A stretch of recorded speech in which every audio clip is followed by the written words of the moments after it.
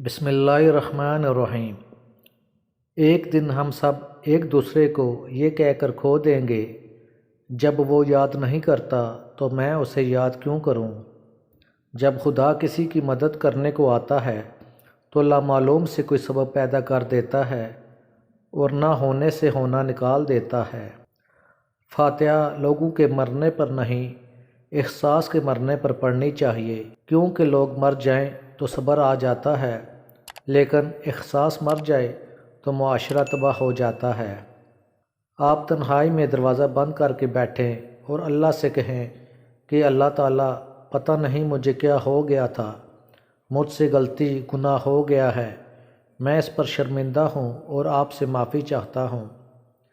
یہ ٹھیک ہے کہ تم ایک گلاب نہیں بن سکتے، مگر اس کا یہ مطلب نہیں کانٹا بن جاؤ۔ یہاں ایک راز کی بات ہے، چلو میں تمہیں بتا ہی دیتا ہوں۔ جو شخص کانٹا نہیں بنتا وہ بالآخر گلاب بن جاتا ہے۔ اصل خیر یہ نہیں کہ کسی بھوکے کو 1 روپیہ دے کر اس کی مدد کر دی جائے، بلکہ اصل خیر کسی بھوکے کو اس وقت کھانا کھلانا ہے جب تمہیں بھی ویسے ہی بھوک لگی ہو اور تمہارے پاس 1 روپے کے علاوہ کوئی روپیہ نہ ہو۔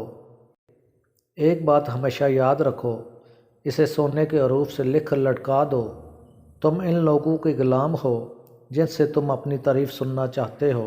وہ عورت مرد کے دل کی ملکہ بن جاتی ہے جو اپنے والدین، اپنی زندگی، اپنا غصہ، اپنی انا، سب کچھ اپنے شوہر پر قربان کر دے۔ جب تمہارے اندر کی خاموشی بڑھ جائے اور باہر کا شور بھی سنائی نہ دے تو دل کو ذکر الہی سے آباد کر لو، تم اپنے مقصد کو پا لو گے۔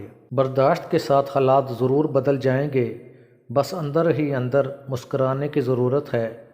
یہ ایک راز ہے جو اسکولوں، یونیورسٹی میں نہیں پڑھایا جاتا۔